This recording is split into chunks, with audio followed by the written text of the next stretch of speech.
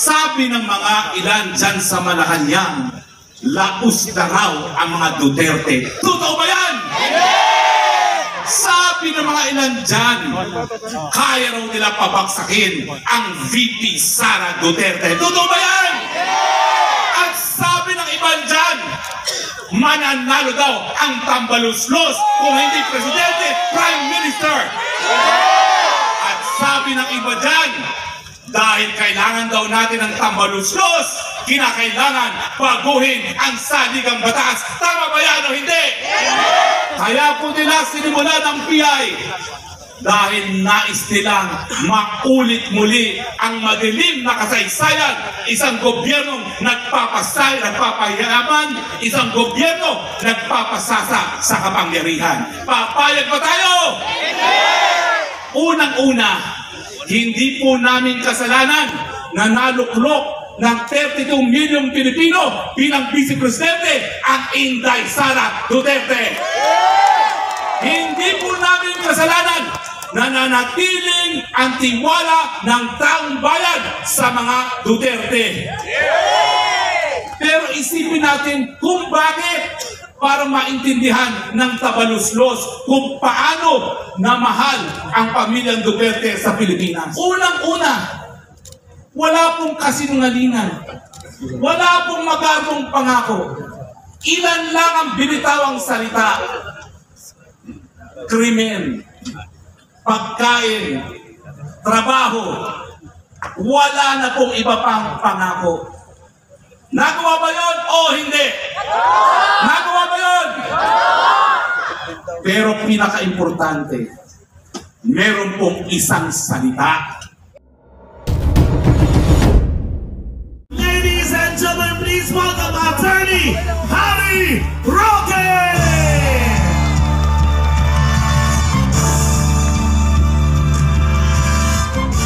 I love Cebu!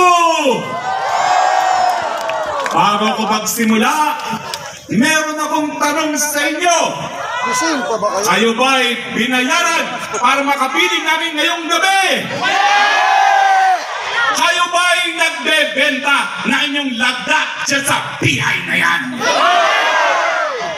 Sabi ng mga ilan dyan sa Malacanang, laos na raw ang mga Duterte. Totoo ba yan? Sabi ng mga ilan dyan, kaya raw nila pabagsakin ang VP Sara Duterte. Totoo ba yan? At sabi ng iban dyan, mananalo daw ang tambaluslos kung hindi presidente, prime minister. At sabi ng iba dyan, dahil kailangan daw natin ng tambaluslos, kinakailangan baguhin ang saligang batas. Tama ba yan o hindi? Mga kaibigan, ngayong pong araw na ito ay ika-25 araw ng Pebrero. Araw kung kailan ginuginita natin ang paghimaksikan ng mga ordinaryong mamamayang Pilipino sa EDSA.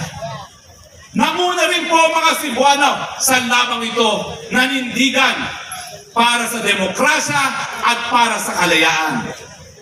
Huwag mo nating kakalimutan ang ating kasaysayan. Ang unang-unang gagawin na mga nais magpasasa sa posisyon para magpayaman, para manatili sa pwesto, para pagkakitaan ng gobyerno, ang unang-unang gagawin, lalapastanganin ang saligang batas. Tama o hindi? Kaya nga po, nung nagkaroon ng Peking Initiative na ito, na PI talaga, hindi ko nasasabihin ko ng PI dahil ito ay pre-rally. Bahala na si PRRD mamaya. Kaya po nila sinimulan ng PI dahil nais nilang maulit muli ang madilim na kasaysayan. Isang gobyernong nagpapayaman, isang gobyerno nagpapasasa sa kapangyarihan. Papayag ba tayo? Cebu, maninindigan ba kayo? Mga kaibigan, marami rin akong naririnig na kami daw na tumitindig dito sa entablado laban sa PI na yan. sabik lang makabalik sa kapangyarihan. Unang-una, hindi po namin kasalanan na naluklok ng 32 milyong Pilipino bilang Vice Presidente ang Inday Sara Duterte. Hindi po namin kasalanan na nanatiling ang tiwala ng taong bayan sa mga Duterte. Pero isipin natin kung bakit, para maintindihan ng tabaluslos kung paano namahal ang pamilyang Duterte sa Pilipinas. Unang-una, wala pong kasinungalingan. Wala pong magagong pangako. Ilan lang ang binitawang salita. Krimen, pagkain, trabaho. Wala na pong iba pang pangako. Nagawa ba yun o hindi? Nagawa ba yun?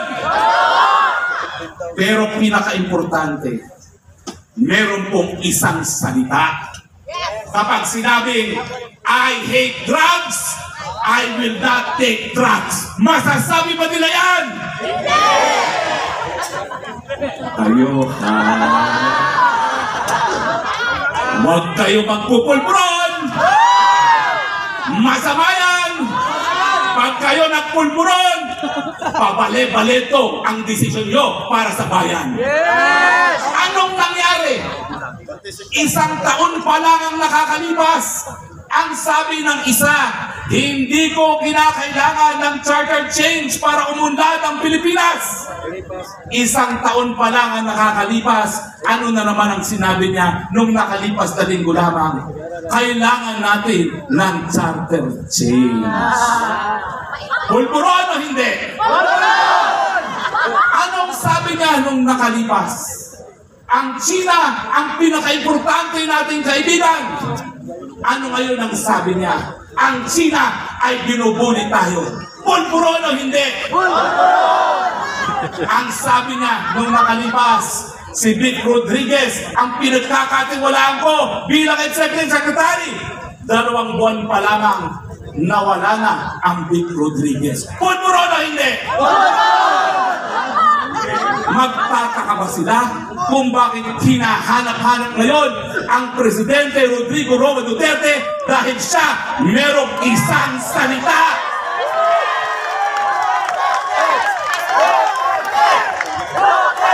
So mga minamahal kong Cebuano, sino ngayon ang pinakamahal na Presidente ng Republika ng Pilipinas? Hindi ko kayo naririnig! At sino ngayon ang susunod na Presidente, hindi Prime Minister ng Pilipinas?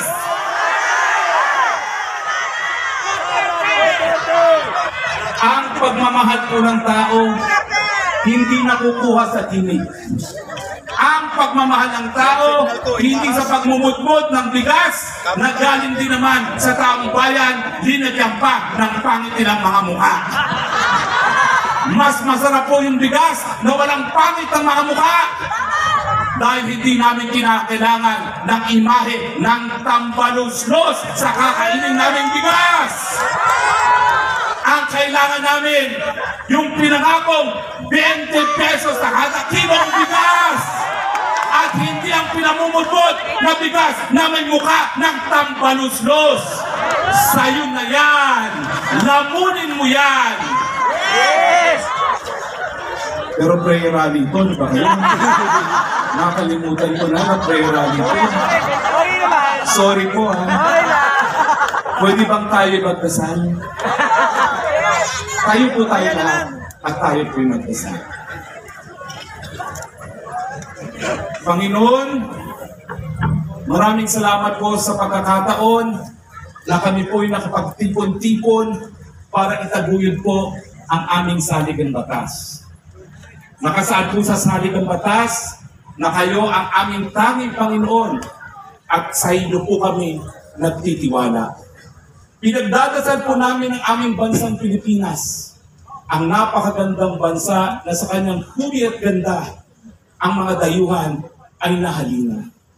Pinagdadasal po namin ang mga nagugutom, ang mga biktima ng karahasan, ang mga biktima ng belgador na gobyerno na ngayon po ay nakaupo sa Malacanang. Patawarin niyo po kaming nagpabudol ng isang leader kapag binigyan ng pangalawang pagkakataon, gagamitin ng Panginoon ang pagkakataon na yan para linisin ang kanilang mga pangalan. Hindi po yan nangyari. Nangako ng 20 pesos sa kilo na bigas na ngayon po ay malapit ang maging 60 pesos kada kilo. Pinagdadasal po namin ngayon ang mga naghihirap na mga Pilipino, ang mga nagugutom na mga Pilipino dahil sa mga pangako na wala pong katuparan. Bigyan mo kami ng pag-asa and bless us, our Lord, knowing that He will not forsake us. We pray for our President. May he be filled with your Holy Spirit. We know that there is nothing hopeless in your name. We pray for a miracle. We pray that he be enlightened. We pray that he be liberated from the clutches of those whom we did not give any popular mandate to, but are now leading this country. We pray above all that we restore unity and faith in our government. Dahil alam naman po namin na ang gusto niyo pong mangyari, ang mga gutom, mabigyan ng pagkain, ang mga walang damit, mabigyan ng damit, ang walang tahanan, magkaroon ng tahanan. We love you, Lord, and we ask you, please bless the Philippines. Bless our President, give him enlightenment and the strength to break away from the forces of evil. We pray for the Dutertes. We pray for the former President who now stands as a symbol of unity of this country. And we pray for the beacon of hope that you gave us in the person of Vice President Sara Duterte. Protect her from all evil, especially from the plottings of the Tamboluzlos of our land. All this we pray in the name of Jesus Christ, our Savior. Amen. God bless you, Cebu! God bless you, Philippines!